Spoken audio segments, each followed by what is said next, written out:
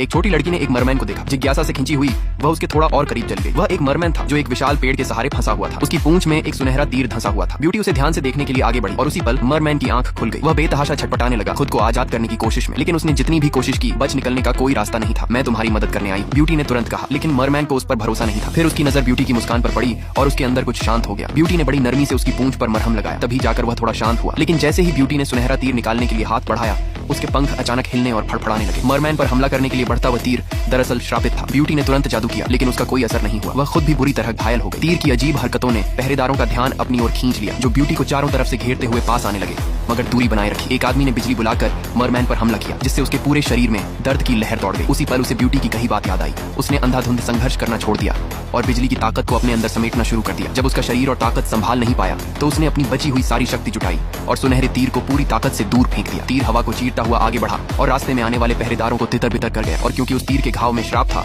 वे इलाज की तलाश में घबराकर वहां से भाग गए। अपनी सारी जादुई शक्ति खो देने के बाद मरमैन जमीन पर गिर पड़ा। उसकी पूंछ तेजी से गायब होने लगी और आखिरकार वह पूरी तरह एक इंसान में बदल गया।